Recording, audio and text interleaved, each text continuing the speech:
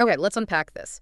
In today's incredibly fast-paced world, AI and machine learning aren't just buzzwords. They're the engine behind everything from your personalized streaming recommendations to groundbreaking medical diagnostics. Absolutely. They're everywhere. But with this incredible power comes, well, significant responsibility, right? Yeah, Especially when it comes to security. definitely. The rapid adoption of AI and ML, it kind of mirrors the Wild West days of early software development, where security Yeah. often played second fiddle, maybe a mere afterthought. That's a great comparison. Yeah. And we know how that turned out. Exactly. And just like we learned with traditional software, that approach is, well, it's just a recipe for disaster. Indeed. The challenge is immense. But the path forward is becoming remarkably clear, thankfully. It's about integrating security from the ground up, a concept we call MLC COPS. MLC Cops. Right. And today, we're taking a deep dive into an invaluable resource that really helps illuminate this path. The OpenSSFs, Visualizing Secure MLOps, MLC Cops, a practical guide for building robust AML pipeline security. That's a mouthful, but sounds important. It is. This guide offers a truly comprehensive, layer-by-layer approach to understanding and, crucially, implementing security throughout the entire AML lifecycle. It's very practical. And our mission today is to give you a shortcut to being genuinely well-informed on this absolutely critical topic. We're going to try and extract the most important nuggets of knowledge, maybe explore some surprising facts. And hopefully keep it interesting. Yeah, offer just enough humor to keep you hooked. Whether you're an AML engineer, knee-deep in model development, maybe a seasoned software developer just dipping your toes into AI, or perhaps a security professional looking to extend your governance to these new frontiers. This deep dive is custom tailored for you. That's the goal. So let's get started. Before we plunge into the nitty-gritty of MLC Consoxels, let's set the stage a bit. Who exactly is this foundational guide for, and what does it really set out to achieve? Good starting point. Think of it as, knowing the map and understanding your destination before you embark on a significant journey. The guide identifies a remarkably broad spectrum of practitioners as its target audience. Yeah, which really says something. Yeah, which I think is a testament to the interdisciplinary nature of this field. It's absolutely right. The first, and perhaps most obvious group it's meticulously tailored for, are the AML practitioners themselves. Right, the folks building the stuff. Exactly. This is a big umbrella covering everyone from data engineers who build the pipelines that feed the models to data scientists who, build the actual models, The core ML work. and the AML engineers and MLOps engineers who are responsible for getting those models into production and keeping them running smoothly. So, if your day involves anything with models, data, or the systems that run them, this guide is speaking directly to you, providing practical insights you can likely apply immediately. I appreciate that it's not just for the AI native crowd, which is crucial. It also directly addresses software developers, along with container and cloud native professionals. Yeah, that's a really important group. So if you're someone who's already very comfortable with secure software development practices, maybe deploying applications in scalable cloud-native environments, but you're relatively new to incorporating AML into your applications, well, this guide is designed to bridge that exact gap. It translates the concepts. Exactly. It speaks your language while seamlessly introducing you to the new concepts and, the unique considerations that machine learning brings to the table. It helps you translate your existing security knowledge into this new domain. And then we have the security practitioners and IT administrators.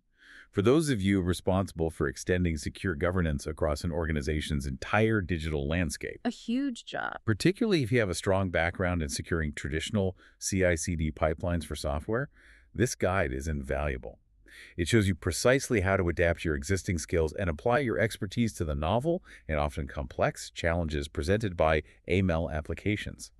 It's essentially expanding your security domain into this rapidly evolving frontier. Like updating your security playbook for AI. Exactly, giving it an AI upgrade. And crucially, it's a vital resource for open source communities, especially those affiliated with the OpenSSF and other open standards and frameworks. Because so much of this relies on open source. Right.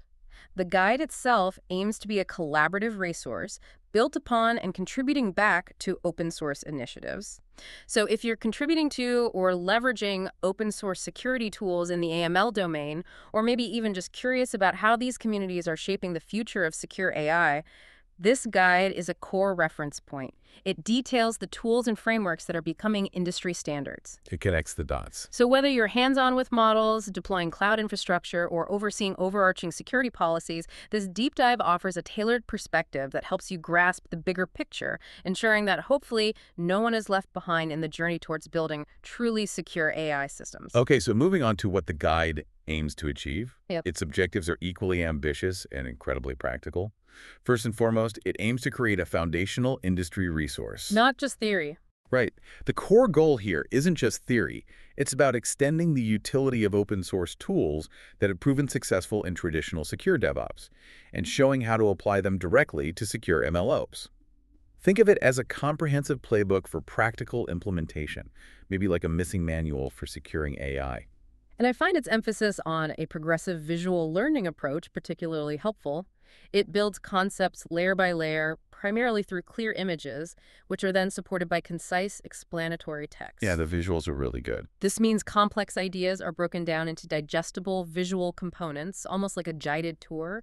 It makes it much easier to absorb information that could otherwise feel incredibly dense. It is. It's a smart way to communicate a lot of intricate detail without overwhelming the learner. And its third objective is to unlock security beyond just the code. This is where it gets really interesting, I think. It's about the whole ecosystem. Exactly. It's about combining the continuous loops of CI/CD and the machine learning lifecycle with specific personas, a sample reference architecture, clearly mapped risks, defined security controls, and, crucially, the tools to implement them.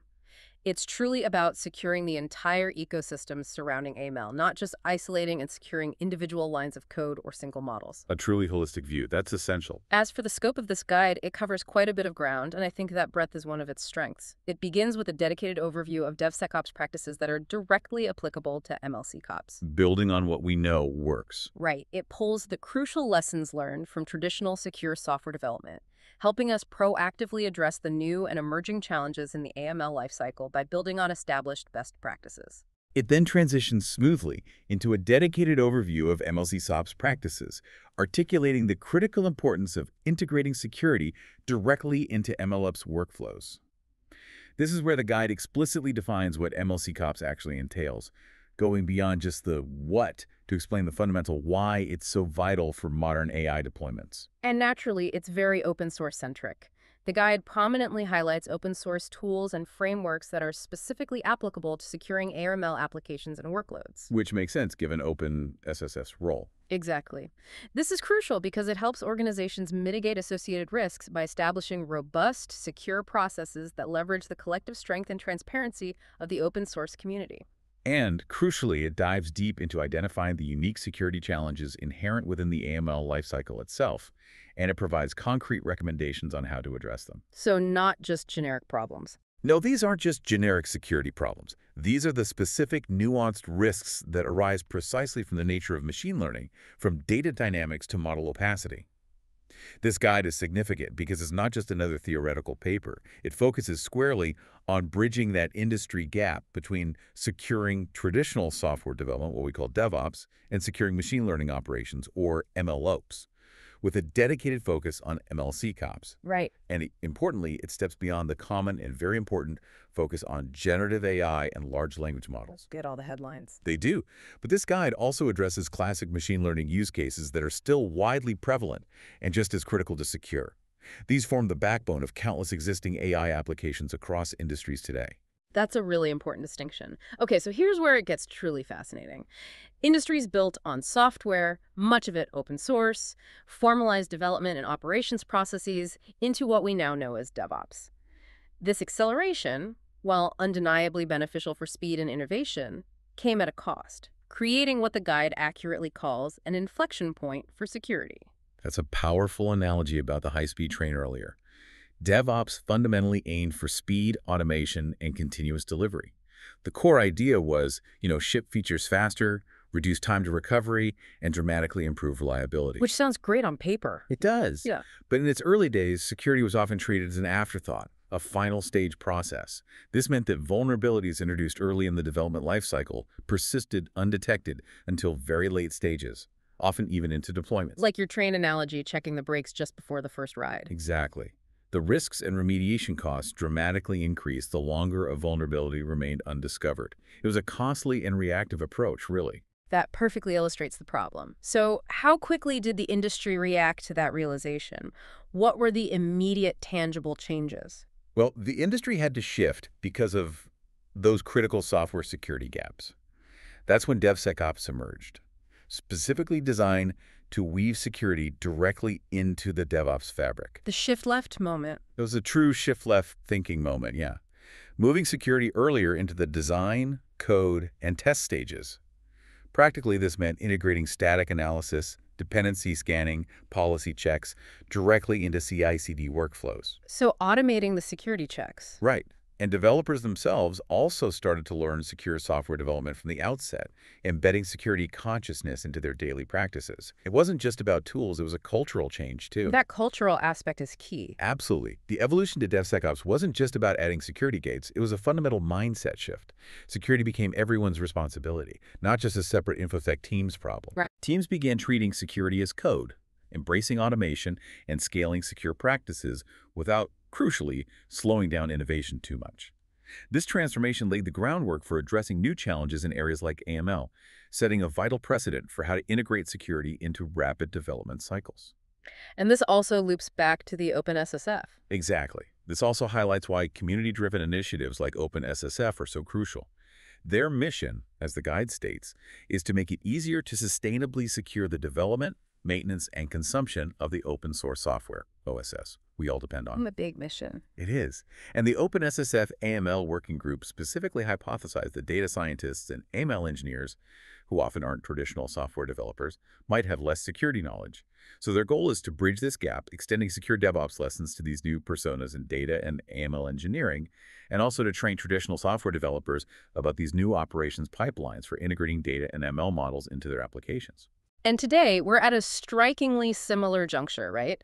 As more and more applications leverage MLOps for AI and ML, Precisely. developing and operating these MML applications introduces entirely new dimensions of risk.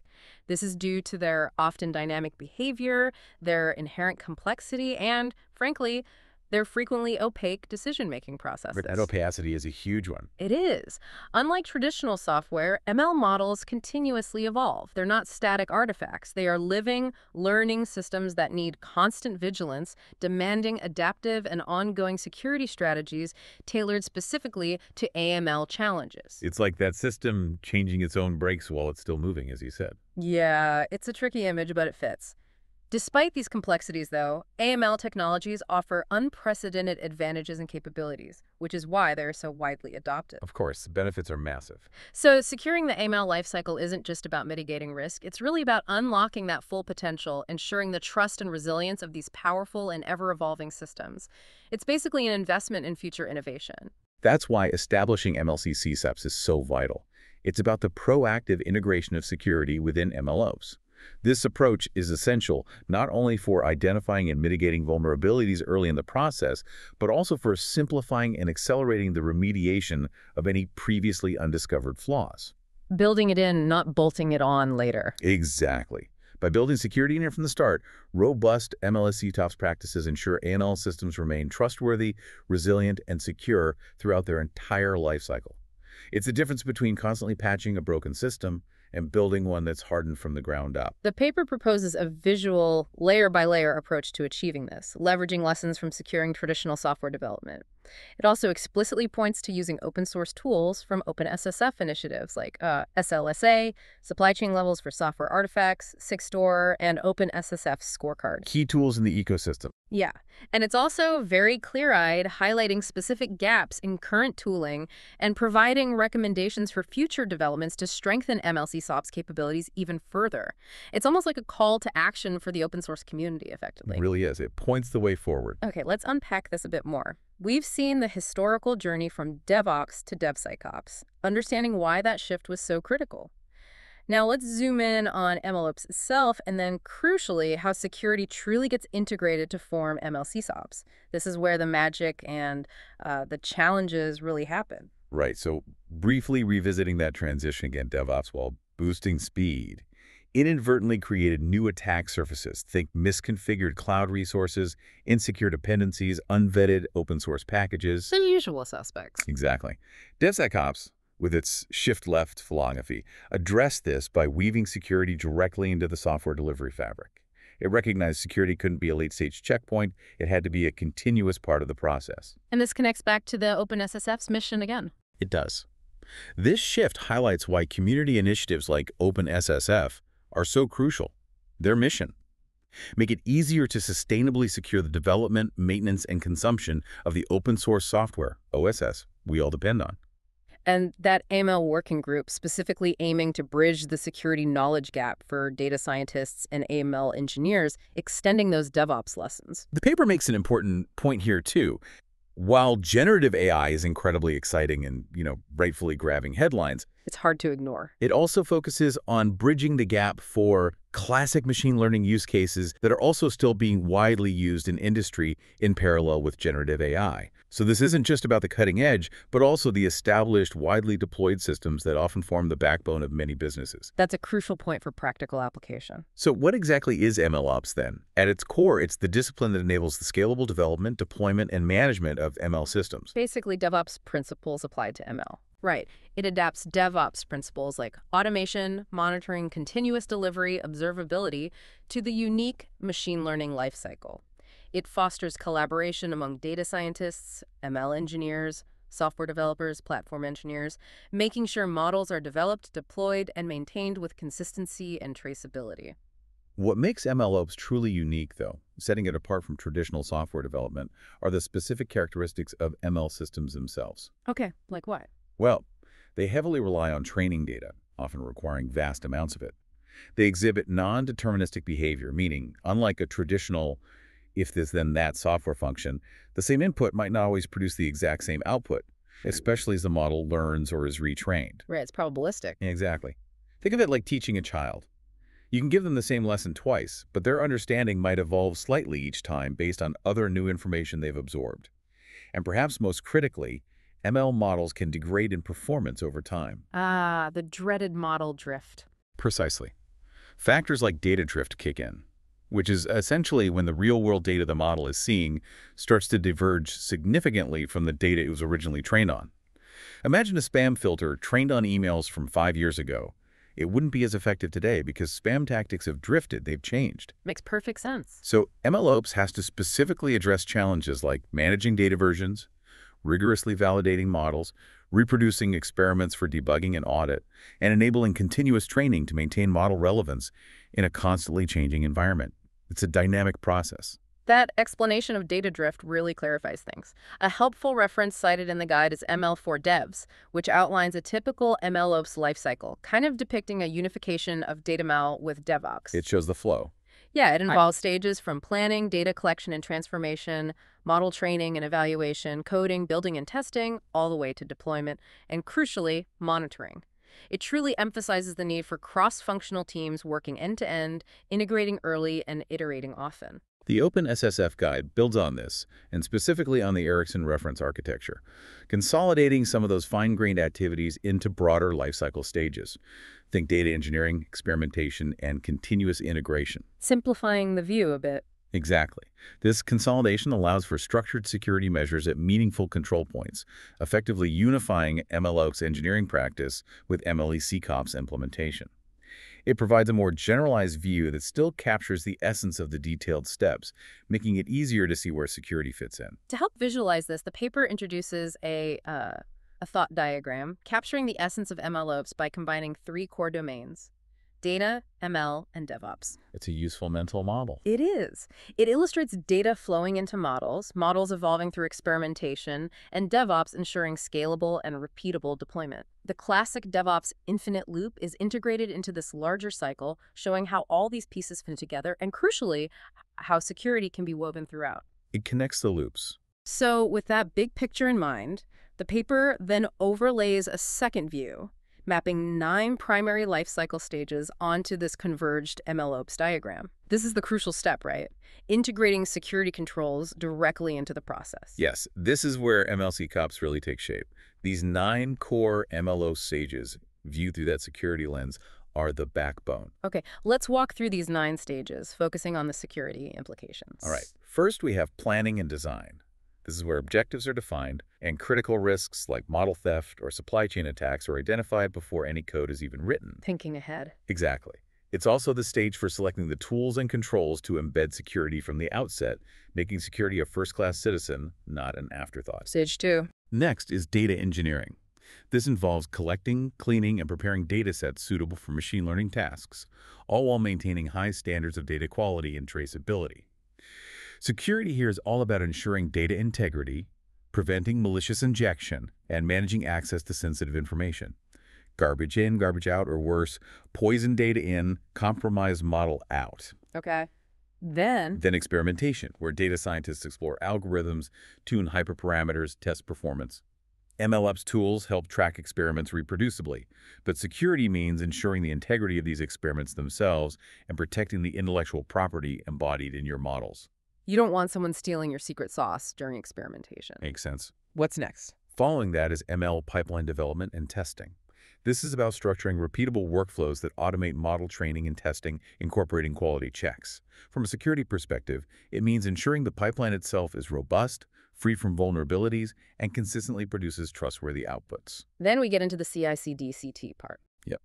Continuous integration CI is where code and model updates are regularly merged, tested, and validated. This happens throughout the lifecycle data scripts, ML code, pipeline logic. CI ensures changes are continuously validated through automated testing, integration checks, policy enforcement, preventing malicious code from sneaking in. Okay. And CD. Continuous delivery or deployment, CD, is where models are packaged and pushed for delivery or deployed into production using automated workflows.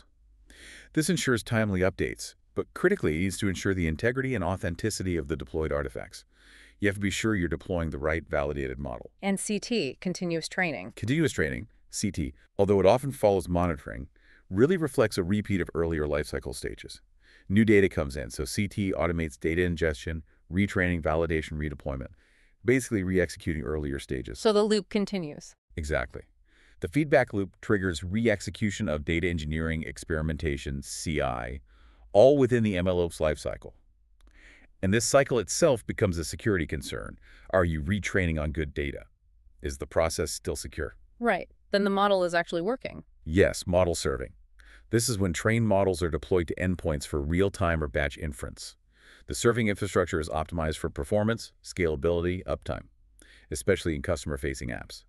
But it also becomes a key attack surface where attackers might try to manipulate inputs or steal the model itself. And finally, keeping an eye on it all. Monitoring. This involves observing and tracking model behavior, detecting performance degradation or data drift, and triggering appropriate interventions like retraining or rollback. Security monitoring is crucial here for detecting adversarial activities, not just performance dips. Are people trying to game the system? Wow, okay, so security has to touch every single one of those 9 stages. That's the core idea.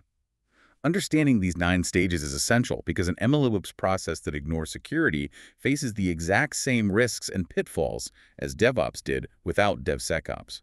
MLSecOps aims to bring security into every step, distributing responsibility among ML developer security practitioners and operations teams with a shared responsibility model. It's not just one person's job. Definitely not. This isn't just about automation and scalability, it's about producing secure and trustworthy results. The paper visually unwinds that MLOps infinite loop in Figure 3 to show how it maps onto a generalized MLOps reference architecture, which is then elaborated in Figures 4 and 5. This dual diagram view helps teams visualize both the granular MLOps lifecycle and the critical stages where MLSecOps principles are embedded. It gives you a structured approach. Here's where it gets truly enlightening, I think.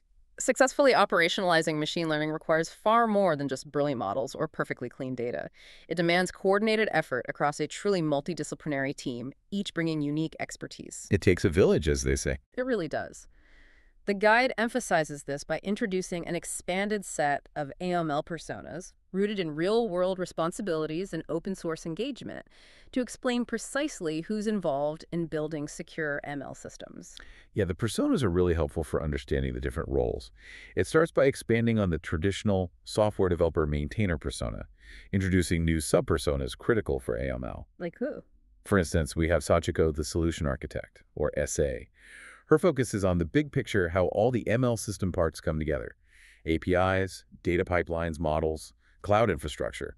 She's the one ensuring secure scaling and solid architectural patterns for ML systems. So the high-level design. Right. She's the go-to for secure system design, even if she doesn't write much code herself anymore. Her decisions set the security foundation for everything that follows. Then there's Allison, the AML engineer, M.E. Wu. Her job is more hands-on, right? Getting models from notebooks into production, making sure they actually run well. Exactly. She builds the automated pipelines for retraining and monitoring, and she's specifically interested in securing model packaging and deployment processes. Her practical role makes her crucial for implementing secure practices where the model actually lives and breathes in production. And Timmy, the test engineer, TE testing ML must be tricky. It is. Timmy leads testing for critical systems, where mistakes can have serious consequences. He's used to traditional automated tests, but ML adds significant complexity due to probabilistic outputs and varied performance based on input distribution. Right, it's not just pass-fail. Not at all. He's actively looking for tools and contributions for ML-specific testing, highlighting a key area where traditional security testing needs to evolve to meet ML's unique demands. Beyond the core software side, the guide introduces new personas critical for data operations practitioners. These are the people on the front lines of dataset creation, management, governance. The data guardians. Yeah. These roles profoundly shape secure and trustworthy ML systems, especially concerning data quality, provenance, and compliance. Like Daniel, the data scientist, DS. He builds ML models with a strong focus on performance and ethical outcomes, particularly in regulated domains. He needs tools that embed privacy, robustness, reproducibility directly into his workflow. Without him having to be a security guru? Exactly. He relies on tools that highlight insecure data sources or dependencies so he can focus on the science of the model itself. And Dibby, the data engineer, DE, she manages the data flow. She does. Large-scale data ingestion and transformation pipelines. Her priority is reliable, consistent, and secure data, but she often lacks built-in controls for validating dataset integrity, detecting tampering, or tracing data lineage. The potential vulnerabilities there. Big ones. The guide suggests she benefits greatly from secure-by-default primitives in common data tools, along with mechanisms for signing, hashing, and provenance verification. She's really the gatekeeper for the data. And Greer, the data governance analyst, DGA, compliance and policy. Right. She ensures that data used in ML workflows aligns with privacy laws like GDPR or CCPA and internal policies. Her challenge is often limited visibility into how data flows once it enters ML pipelines, making compliance and risk assessments slow and manual. Needs more automation there. Definitely. She needs better integration of policy metadata, audit hooks, and explainability standards to move from manual enforcement to proactive automated governance. She's looking for ways to ensure data stewardship at scale. The guide also introduces new sub-personas for the security engineer role, recognizing their evolving responsibilities in the ML landscape. Yeah, security isn't static either. For instance, Guinevere, the security governance lead, SGL, she bridges the world of policy and engineering. Translating rules into practice? Precisely. She defines what secure enough means for development environments, tools, internal infrastructure, collaborating across compliance, security platform teams to reduce risk without hindering development velocity. She's the strategic security mind. And Peng, the product security engineer, SPU, more hands-on. Very hands-on. Peng works directly with development teams to shift left security. Highly experienced in secure SDLC, CI/CD, SAST-DAST. He acts as the bridge between security policy and practical engineering constraints. Embedded in the dev teams. Ideally, yes. He reviews design documents, runs security assessments, and actively explores open-source security automation tools to embed security into his team's pipelines. He's a key figure, ensuring security gets built into the product from the ground up, rather than bolted on later. Then we have new sub-personas under the open source professional OSPO category, focusing on IT infrastructure and platform engineers. These are the folks ensuring reliable, scalable, secure systems for modern software and ML workloads. Like Jinmei, the cloud platform admin, CA. He sets up and secures cloud infrastructure for data pipelines, training jobs, ML APIs. He helps data scientists avoid credential exposure, uses OpenSSF tools for dependencies, constantly considering upstreaming hardened container images. Building the secure playground. That's a good way to put it. And Ophelia, the IT infrastructure engineer, i.e., she keeps the lights on for everything behind the scenes, tools, observability, core infrastructure supporting dev, data, ML teams. Making sure everything runs. Right. She builds robust workflows using tools like Terraform, Argo. And she's always looking for cleaner, more secure ways to operate. She's exploring open SSF repositories, looking for opportunities to contribute. She ensures the foundation is solid and secure. And finally, the guide even acknowledges new C-level executives in the C-suite executive personas for AML. Yeah, it's getting board-level attention now. Roles like Drusilla, the head of data governance, and Archibald, the chief AI officer, or CAIO. CIIO, interesting. Their roles are evolving as data and AI governance gain increasing board-level visibility, signaling the strategic importance of these domains and how security impacts the very top of the organization. So it's not just a technical issue anymore? Not at all. Each of these personas plays a crucial role in understanding and advancing MLD CCOPs. They highlight how roles are shifting across the AML landscape, necessitating new tools and community initiatives that support their unique workflows and responsibilities. It really emphasizes the truly interdisciplinary nature of building secure ML systems. It's definitely not a siloed effort. So what does this all mean when we bring it back to the MLC COPS lifecycle we discussed? The guide then clearly maps these personas to the 9 MLOps lifecycle stages. Yeah, Table 1 in the doc does that. Right. This helps us understand precisely who is accountable at each stage and where cross-functional collaboration is absolutely key. Can you give us a few examples of how these roles intersect at different stages? Absolutely. For instance, in the early planning and design stage, you see Pang, the product security engineer, working closely with Sachiko, the solution architect, and Allison, the AML engineer. They're setting the architectural and security foundation together. Makes sense. Security involved from day one. Exactly. Then when it comes to data engineering, Pang is there again, alongside Dibby, the data engineer, ensuring data integrity from the ground up.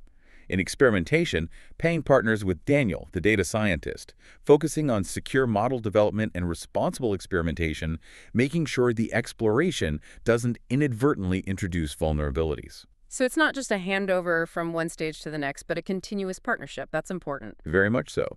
And as we move into the continuous integration stage, it's a truly collaborative effort involving Pang, Allison, the ML engineer, Timmy, the test engineer, and Ophelia, the IT infrastructure engineer. Wow, quite a crowd for CI. It shows the convergence of security, ML engineering, testing, and operations needed to ensure artifact integrity and pipeline security before anything goes further downstream. It's a multi-person checkpoint, really. This mapping explicitly shows that the product security engineer, Pang in this case, serves as a consistent cross-functional guardian, ensuring security oversight at every single stage, from development right through to production.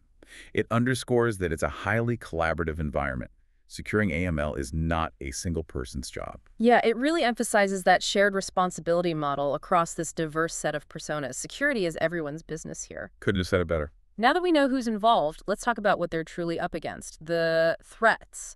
The guide maps key ML security threats from the OWASP ML Security Top 10 2023 to specific MLOps stages. The adversary's playbook. Exactly, providing a detailed understanding of where each risk is most likely to emerge and, crucially, how it might unfold. That's right. The OWASP ML Security Top 10 for 2023 lists them out clearly. We have ML01, input manipulation attack, ML02, data poisoning attack, ML03, model inversion attack. Privacy related. Very much so. ML04, membership inference attack, ML05, model theft, ML06, AI supply chain attacks, a big one, ML07, transfer learning attack, ML08, model skewing, ML09, output integrity attack, and ML10, model poisoning. A lot to worry about. And what's critical to understand is these aren't just rehashes of traditional software vulnerabilities. Many are specific to the unique characteristics of machine learning. They exploit the data dependency, the learning process itself. To complement the visual mapping provided in Figure 7 of the document, the guide offers a summarized view in Table 2, along with detailed stage-specific attack scenarios. And this is critical because it's not just about knowing what the threat is, but understanding how an attack unfolds in each specific stage.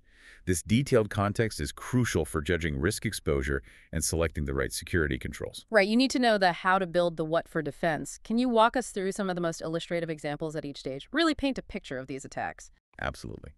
Let's start with the early foundational stages.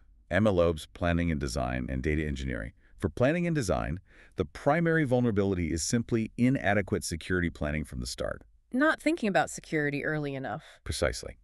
For ML05 model theft, this is a concern here if planning lacks model protection measures. Imagine an attacker gaining access to your inference server because basic protections weren't planned, allowing them to directly retrieve your proprietary model file. Or maybe they don't even need direct access. Right. If your inference API lacks rate limiting, for example, an attacker could systematically query your model, analyze the outputs, and reconstruct a functional replica without needing direct file access. They essentially reverse engineer your IP through the API. Sneaky. Right. What about supply chain? ML06 AI supply chain attacks can originate here from using insecure third-party components, unvetted open-source ML libraries, pre-trained models, even data sets. An organization might incorporate a popular open-source ML library without proper vetting, and later, attackers exploit a known vulnerability in it to compromise internal data or disrupt model predictions. So vetting everything is key. Absolutely. Moving to data engineering, vulnerabilities here include tampered raw data, label manipulation, or unauthorized modification of data processing configurations. Corrupting the source. Exactly. ML02 data poisoning is a significant threat here. Malicious actors intentionally insert, alter, or remove training data or labels. For example, an attacker could insert forged data into a spam detection dataset during ingestion. The resulting model then misclassifies malicious emails as safe, enabling phishing campaigns. Wow, that's subtle but devastating. It impacts the model's core learning. It does. And then there's ML08 model skewing. This occurs when performance degrades because datasets don't accurately represent the operational environment, often due to malicious influence. An attacker could exploit a feedback loop by repeatedly inserting low-quality or misleading content. This skewed data is then used for retraining, gradually manipulating the model's inference to prioritize, say, harmful content. A slow, insidious attack. Very much so, often hard to detect immediately. That's fascinating how attacks can be so subtle and long-term. Okay, let's move to the next set of stages, experimentation and ML pipeline development and testing. What are the threats there? In the experimentation stage, the vulnerabilities often stem from compromised tools, notebooks, libraries, or dependencies used by data scientists. Stuff they might just pull from anywhere. Sometimes, yeah. Yeah. ML06 AI supply chain attacks can happen if a data scientist imports a maliciously altered data visualization dependency from a compromised public repository, for instance. While monitoring training, this dependency could exfiltrate sensitive training data or intellectual property without immediate detection. Ouch. Hidden malware in common tools. It happens. ML10 model poisoning is also relevant here. This is about malicious manipulation or corruption of model parameters during the training or fine-tuning process. An attacker could subtly modify hyperparameters to intentionally reduce accuracy, or a malicious insider could fine-tune the model to produce incorrect output only when a specific hidden trigger phrase is present in the input. A backdoor hidden in the model's logic. Exactly.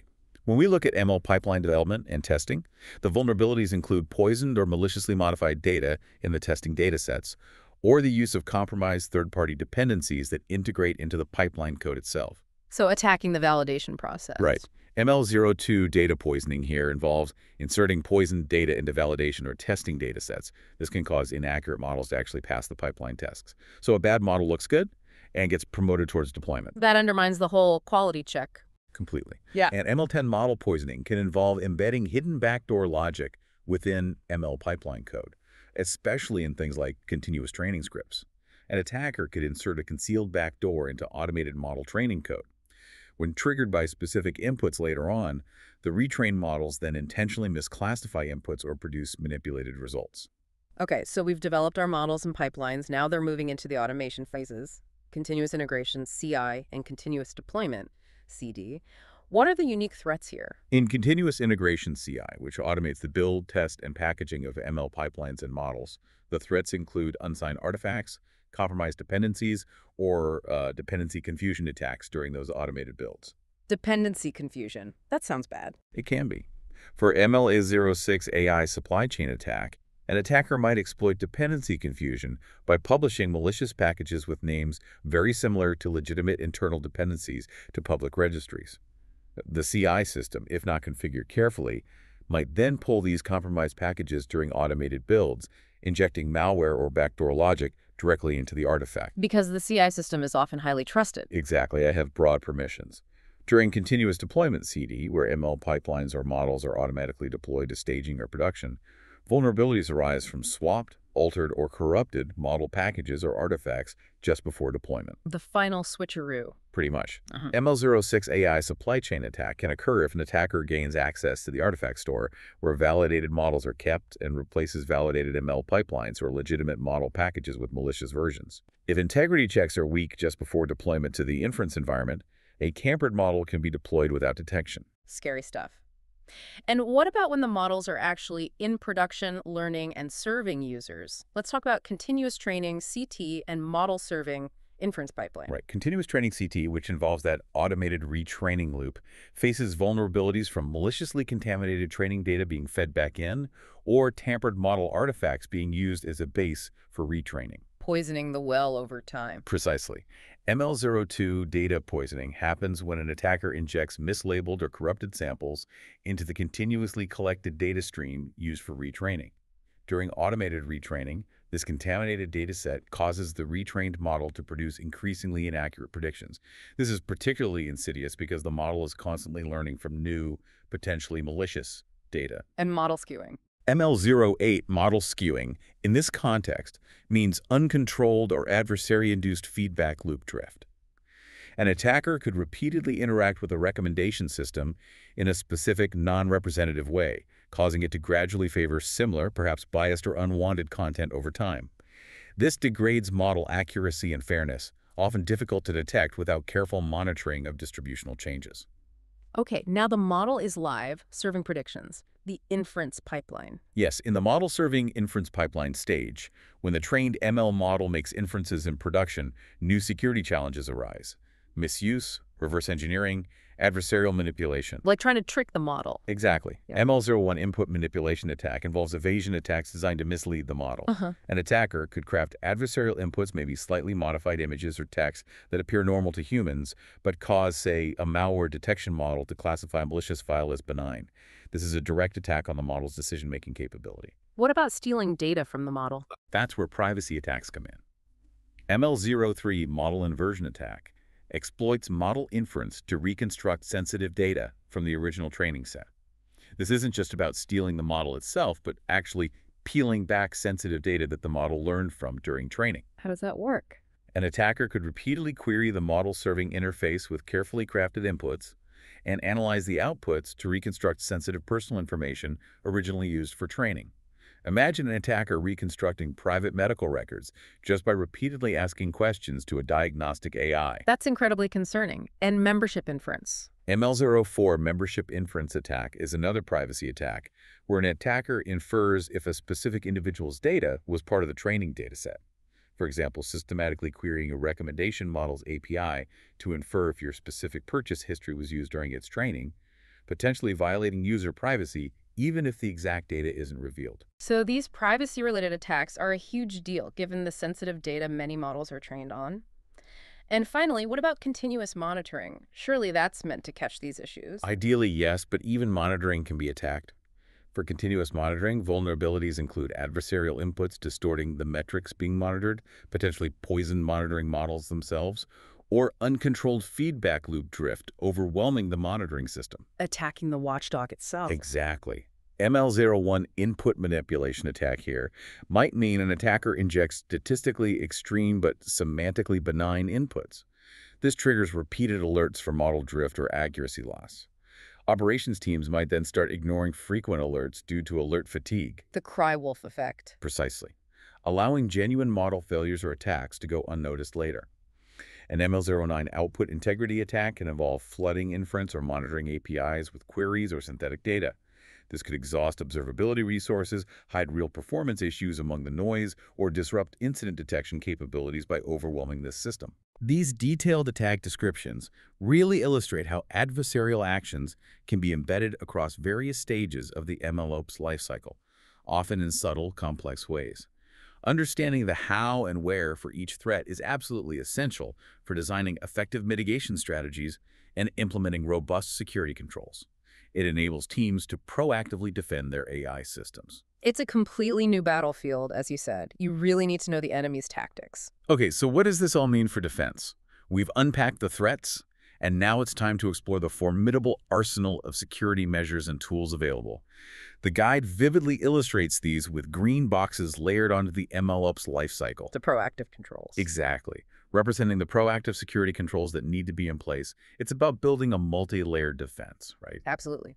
Figure 8 in the document visually represents these integrated security controls. Data protection, version control, secure deployment, all meticulously layered at each stage of the MLOps process. And surrounding everything is that large dashed green boundary representing a secure environment. Foundational security. Yes, it's a foundational layer ensuring all MLOps components operate within a trusted execution and control context. A secure ML development environment is critical for ML SecOps. Potential security risks must be thoroughly evaluated and mitigated, often in accordance with an organization's information security management system, like ISO 27001 guidelines. This isn't optional. It's fundamental to establishing trust in your AI systems. And within that secure environment, there are key development tool risks to consider, along with their mitigations. You mentioned secure tools earlier. Right. First, ensuring you have secure tools. This means only using tools from trusted and approved sources, actively countering typo-squatting attacks where attackers register similar names, and verifying tool origin via HTTPS or digital signatures. Basic hygiene, but crucial. Very. Second is patch management, establishing clear procedures to regularly track, identify, and apply security updates for all development tools. Outdated tools are open doors. And third, access controls. Enforcing strict access controls based on the principle of least privilege, particularly for processes involving checking in changes and building results. This applies across all stages. And the shared responsibility model comes in here too. It does, especially for solutions deployed on hosted cloud platforms or customer private clouds. Security responsibilities are shared between the organization and the environment provider. So regular assessment of the provider's security controls is vital as a continuous component of the overall risk assessment process. Makes sense. You need to trust your host. You do. The OSP Top 10 ML threats identify what to secure against, and the OpenSCSF tools provide the means to do so, particularly for securing the ML software supply chain. They give you the specific weapons for the specific threats we just discussed. Okay, let's talk about some of these powerful OpenSSF tools specifically designed to bolster MLZ SOPs. They seem to be at the forefront of this new security paradigm. They really are. SigStore is a prime example. It enables cryptographic signing of ML models and other artifacts. This protects against model-related supply chain attacks by ensuring that artifacts are tamper-proof across deployment and retraining stages. So you know the model hasn't been messed with. Exactly. But the key here is that this only works when signatures are consistently verified to ensure the signed items are from appropriate and trusted sources. It's like a digital fingerprint for your model, guaranteeing its authenticity and integrity, but you got to check the fingerprint. Got it. What about OpenSSF Scorecard? Scorecard evaluates the overall health and security posture of open source software projects, including those used in ML workflows. It assesses critical factors like how often dependencies are updated, adherence to vulnerability management practices, the quality of code review processes, things like that. Like a health check for your dependencies. Precisely. By identifying outdated third-party components or projects with poor maintainability, Scorecard helps mitigate risks like the exploitation of insecure preprocessing code or compromised dependencies in ML pipelines. Its focus on proactive assessment ensures security is ingrained from inception. In All-Star, what does that do? All-Star enforces repository-level security controls. Think branch protection rules, required code reviews, stringent access management. This helps safeguard the integrity of ML code bases and infrastructure configurations. Locking down the code repositories. Essentially, yes. For instance, All-Star ensures that critical repositories hosting ML models, data pipelines, or deployment scripts cannot be altered without proper authorization or review. By standardizing security practices at the source, All-Star strengthens the foundational controls necessary for trustworthiness in ML operations. SLSA, we mentioned that earlier, supply chain levels for software artifacts. How does that apply here? SLSA introduces provenance and integrity levels that are especially applicable to ML pipelines. It's about understanding where your artifacts came from and how they were built. If model skewing or injection is suspected, SLSA-level attestations allow teams to trace exactly where and how a model was built. Following the breadcrumbs back. Exactly. Enabling precise root cause analysis and a targeted response. It provides an audit trail for your entire ML system build process. And finally, GUAC, Graph for Understanding Artifact Composition. Sounds complex. It stands for Graph for Understanding Artifact Composition. Think of it as a telescope to inspect model and data lineage across multiple ML pipelines. This is incredibly powerful. How so? Well, for example, if you have a bad prediction showing up in production, GUAC can help you trace it back to the specific dataset, or even the specific version of the dataset from which the model learned that behavior. It can also help determine which models need to be retrained once a data source reaches its end of life, maybe due to data retention regulations or if it's found to be malicious. Wow, that offers deep visibility into the system's history and dependencies. It really does. Crucial for complex, evolving systems. In addition to the OpenSSF tools, several security tools from OWASP Suite can be effectively adapted for use within MLSecOps, even though they might have originated in traditional web and app security. Right, leveraging existing strengths. ThreatDragon, for instance, allows teams to model potential threats at the design stage. It helps create visual representations of data flows and system components. So threat modeling for ML. Exactly. While not tailored specifically to ML out of the box, it can be adapted to capture threat scenarios across MLOps components like data injection or model training, helping you identify weaknesses before they become actual problems. What about SBOMs, software bills of materials? Cyclone DX, along with SPDX, are specifications for generating SBOMs. They provide a mature baseline for software supply chain transparency, listing all the components in your software. However, a key insight from the guide is that while foundational, they need extensions to cover key ML-specific components like model weights or training data provenance. So the standards are evolving. They are. The latest version of SPDX, for example, does include mechanisms for recording AI-related information, which is a positive step, showing the evolution of these standards to meet ML needs. SAM, the Software Assurance Maturity Model, how does that fit? SAM provides a maturity model and security baseline to guide ML system design and implementation. While it currently lacks specific ML extensions, it still offers a structured framework for assessing and improving software security practices overall. It gives teams a roadmap for security enhancement across their development processes, even if they have to adapt it slightly for ML specifics. And dependency scanning tools. Dependency Check identifies vulnerabilities in open-source libraries. This is crucial for ML workflows that often rely heavily on external packages for pre-processing, orchestration, visualization, you name it. Scanning these components early helps reduce exposure to known exploits. Finding vulnerabilities before attackers do. That's the goal. And Dependency Track monitors software component risks during CI builds, actively alerting teams when vulnerabilities are discovered in components they use. This provides continuous risk awareness across the development pipeline. So lots of tools available, both from OpenSSF and OSP. Yes, but it's important to note a key insight from the guide here. While these OWASP and OpenSSF tools are incredibly relevant and provide a strong foundation, MLSecOps introduces novel requirements. They often need extensions or modifications for things like model transparency, specific data integrity checks, and ensuring reproducibility to truly provide comprehensive protection for AI systems. The existing tools are necessary, but maybe not always sufficient on their own. Exactly. The field is still maturing, and constant adaptation and development of new ML-specific tools are required. It means we need to keep innovating in the security space, too. What stands out to you after seeing this full arsenal of tools, this comprehensive, layered approach integrating both traditional and ML-specific security tools? It really demonstrates the depth required for MLCA. It really does. It's a testament to how the field is maturing, evolving traditional software security principles to address the unique dynamics of ML-driven systems. Let's maybe delve into a more comprehensive summary of these measures and tools across each stage, hitting the highlights from Table 4 in the guide. Okay. Starting with Secure ML's planning and design, the core measures include threat modeling, establishing secure design patterns, defining a clear security baseline.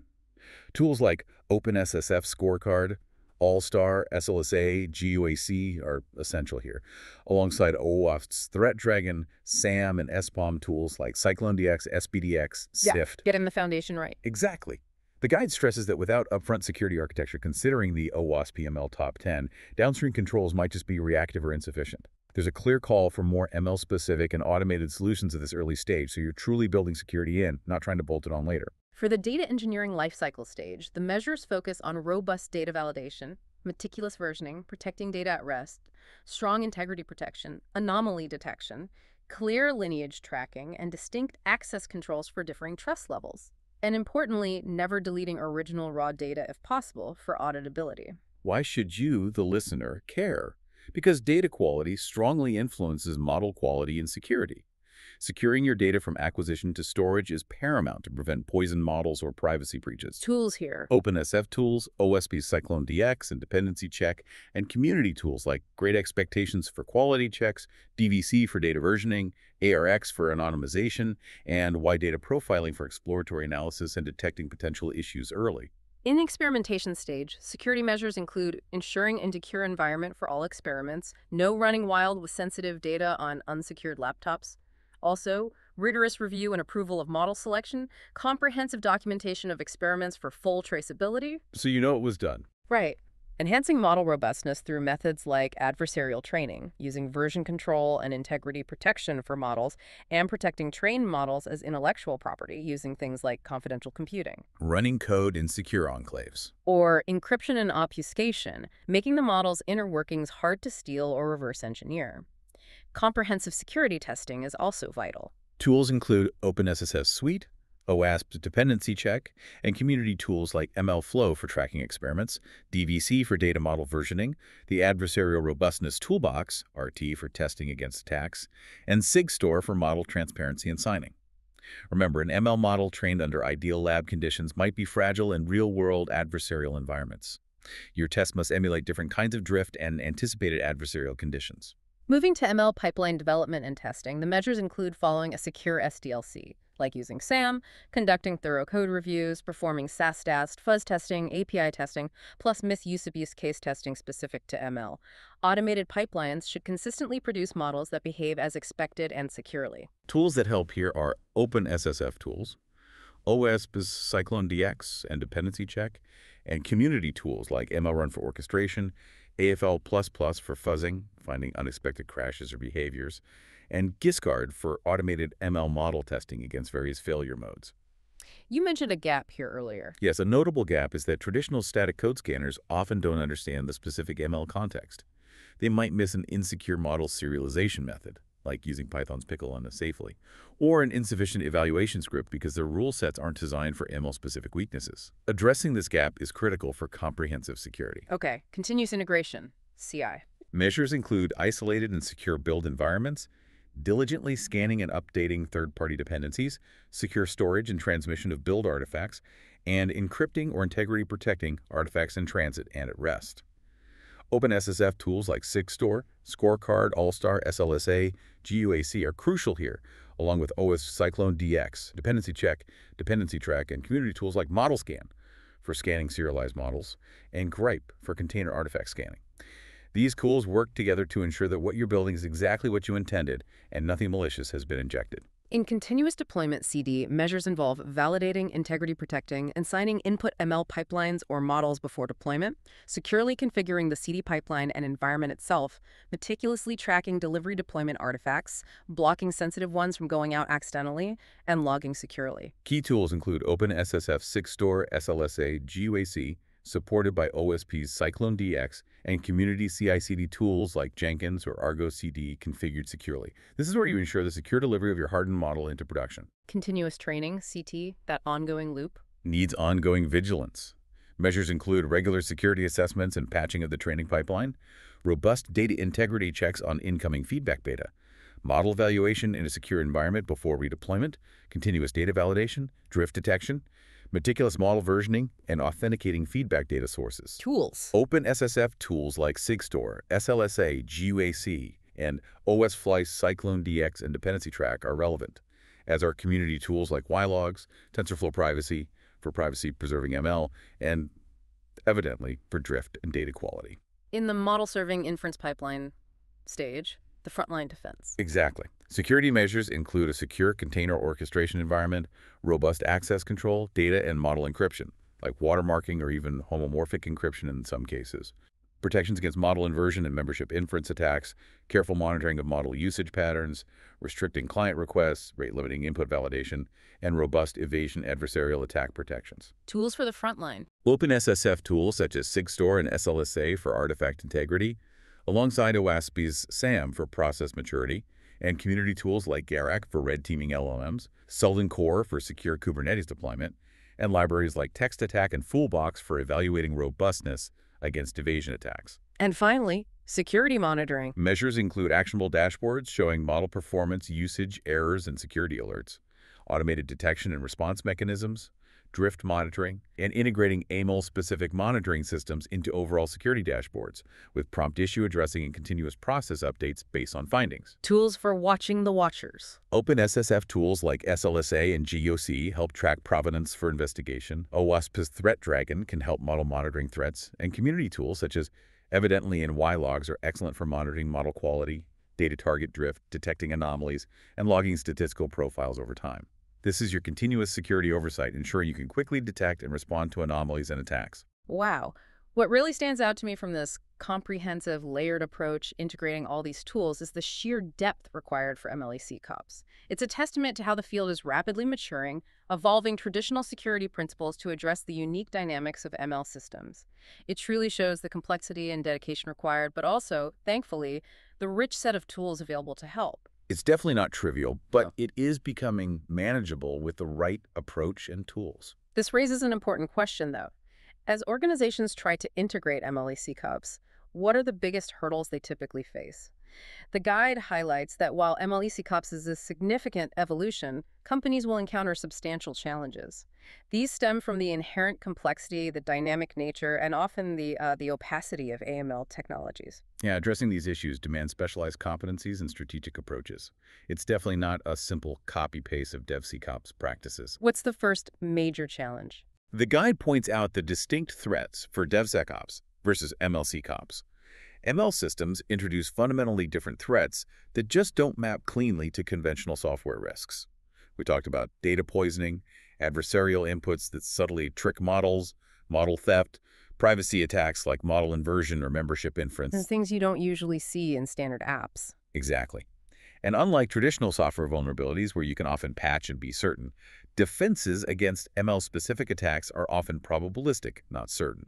This makes it inherently difficult to defend against persistent adaptive adversaries who can keep trying slightly different attacks. Traditional security tools might simply miss these new attack vectors entirely. Then there's the complexity of continuous training. You touched on this before. Right. Unlike traditional software systems, machine learning workflows are iterative, data-driven, and remain operationally dynamic even after deployment. Each retraining cycle can modify model behavior and potentially expose the system to new security risks. And ML pipelines often span many interconnected components: data ingestion, feature engineering, training orchestration, deployment, making end-to-end assurance incredibly difficult. Like trying to secure a constantly moving target that's also changing shape. That's a good way to describe it. This complexity, coupled with frequent updates and often multi-team ownership, blurs the lines between development and maintenance. It truly demands a shift towards secure, automated, and repeatable workflows, where every single training iteration is treated as a potential vulnerability point, requiring continuous security vigilance. Without automation, you simply cannot keep up. Another significant hurdle is managing opacity and interpretability in ML models, that black box problem. Exactly. Most ML models, especially deep learning ones, operate as opaque systems with limited human interpretability. It's incredibly hard to understand why a specific decision was made just by looking at the model weights. Which makes finding hidden malicious behavior hard. Extremely hard. This lack of transparency means malicious behavior embedded within a model, like a backdoor, triggered by specific inputs, may go completely undetected. Security teams often have to rely on indirect validation methods like adversarial testing or using explainability tools, XAI, but these are still quite limited in their ability to reveal all hidden behaviors or guarantee safety. And this opacity is a big issue in critical systems. Huge. In safety-critical environments, this opacity further complicates certification and risk assessment. Improving interpretability isn't just about transparency for curiosity's sake. It's a foundational requirement for establishing trust, enabling effective threat detection, and supporting the secure deployment of ML systems. You mentioned trusted execution environments, TEEs, earlier. Yes, one method to help reduce this risk, especially in safety-critical environments, is to evaluate the model within a trusted execution environment, or TE. This produces a tamper-proof attestation, signed statement confirming the model, dataset, and evaluation score achieved within that secure, isolated environment. It doesn't make the model itself less opaque, but it significantly reduces the risk of human error or malicious manipulation of the evaluation results being reported. It adds a layer of trust to the evaluation process. There's also the constant headache of security risks introduced by frequent retraining. You keep training, you keep introducing risk. Potentially, yes. In contrast to static software releases, ML systems are frequently retrained to adapt to evolving data and operational conditions. While this responsiveness is beneficial for performance, it introduces security risks with each iteration. Retraining cycles might ingest manipulated data, increasing exposure to those slow poisoning attacks that subtly degrade model integrity over time. And the speed makes manual checks hard. It's exactly. The rapid pace of updates limits the feasibility of extensive manual security reviews for every retraining cycle. This necessitates automated validation, robust model versioning, and reliable rollback mechanisms. Without proper lineage tracking and strong evaluation protocols, each retraining could potentially propagate vulnerabilities into production, quietly corrupting your AI over time. Then there are challenges in model provenance and reproducibility, knowing where your model came from. Right. Machine learning systems evolve rapidly through frequent retraining and updates of large-scale datasets via complex pipelines. This makes it challenging to track every single detail of a model's lineage, exactly what data, what code version, what parameters went into creating this specific version of the model. Versioning ML seems tough. It is. When models are frequently retrained or updated, implementing effective model versioning that tracks changes over time, including parameters, architecture, and the training data used for each version is difficult but necessary. Reproducibility also presents a parallel challenge. Being able to reproduce model behavior is important for debugging, improving performance, and validating security measures. However, the dynamic nature of models and development environments makes maintaining exact reproducibility over time very hard. So you might not get the exact same model twice. Often you won't, due to factors like random initialization or distributed training variations. In practice, such pipelines are unlikely to produce the exact same model every time, which complicates audit and forensics. You often aim for approximate reproduction tests instead. Finally, the guide highlights difficulties in performing risk assessment for AI systems. Why is risk assessment harder for AI? It's challenging primarily due to difficulties in measurement, the inherent trade-offs between various metrics, the complexity of prioritization, and defining acceptable risk tolerance for systems that can behave unpredictably. Measuring AI risk is hard. Yes.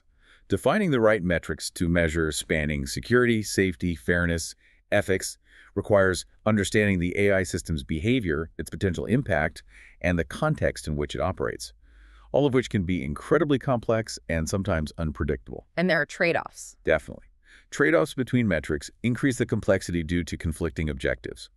Balancing metrics, such as optimizing for accuracy versus fairness or security versus explainability, requires careful consideration and prioritization to truly manage the risks effectively.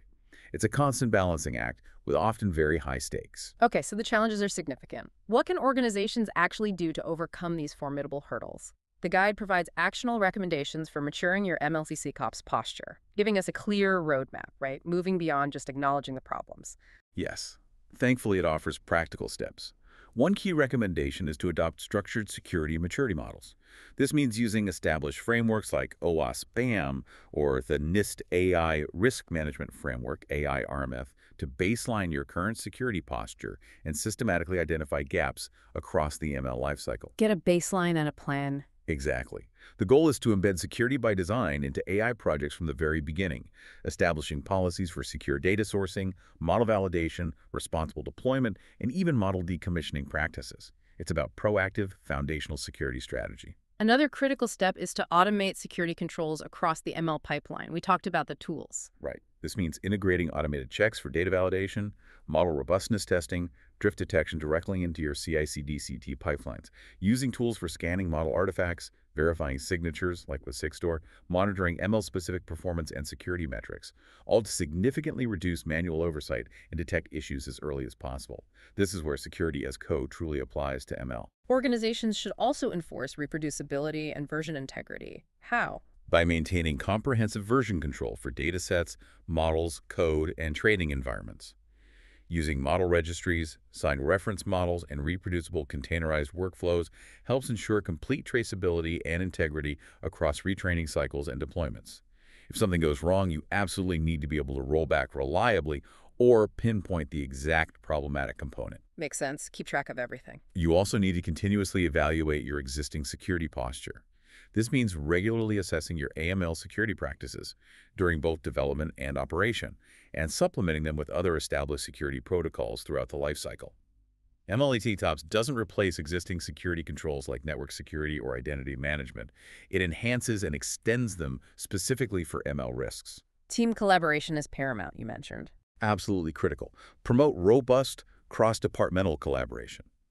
Actively engage security practitioners within MLO's teams, not just as external auditors, without unnecessarily impeding the development process. Educate all team members, data scientists, engineers, ops, on the novelty and specificity of AML threats and their corresponding countermeasures. It has to be a shared responsibility built on shared understanding. You also need to perform an IT infrastructure assessment. Why is that important? You need to review your IT infrastructure for its compatibility with MLSecOps tools and practices, favoring flexible infrastructure, like cloud-native platforms, over traditional rigid ones that might hinder automation. It's important to remember that MLSecOps is not a standalone solution. It's an additional layer on top of existing cybersecurity mechanisms, which themselves should be robust and mature. Your infrastructure is the backbone. If it's weak or incompatible, your MLSecOps efforts will struggle. Setting clear objectives is another key recommendation. What kind of objectives? This involves defining specific, measurable goals, like automating threat detection for specific AML attack vectors, developing defenses against known evasion techniques, improving model robustness metrics, or even predicting potential security incidents based on monitoring data. Clear objectives will guide your MLSecOps strategy and help you measure its effectiveness over time. You can't hit a target you can't see. The guide then outlines specific steps to implement MLSecOps. What are they? First, building AML's security competence. This might mean assigning skilled security practitioners to assist MLOps teams, hiring specialists, or investing heavily in training to promote security awareness across the board. Second, the integration of security tools, automating security tooling within the development process. This includes tools for data analysis, static dynamic code analysis, dependency checking, model scanning, integrated right into the CI/CD pipeline. And third, Continuous monitoring and improvement. MLSecOps isn't a one-and-done project. It requires regular reviews and improvements. MLOps processes should be monitored, logged, and audited regularly, especially as new threats appear frequently. Learning from security incidents is invaluable for enhancing the overall MLSecOps posture, creating a feedback loop for security itself. finally, the guide addresses potential obstacles and ways to overcome them. What if you lack skilled personnel? Right, that's common.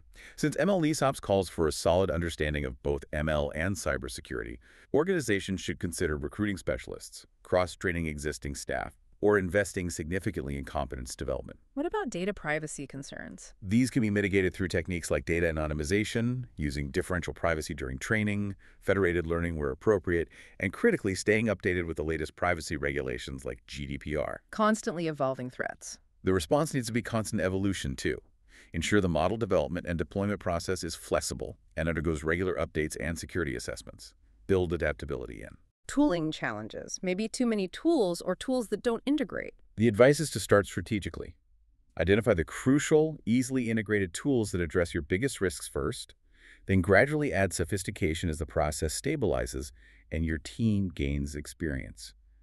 Don't try to boil the ocean on day one. And crucially, what about overcoming resistance to change? Adding security often feels like adding overhead. That's a classic challenge.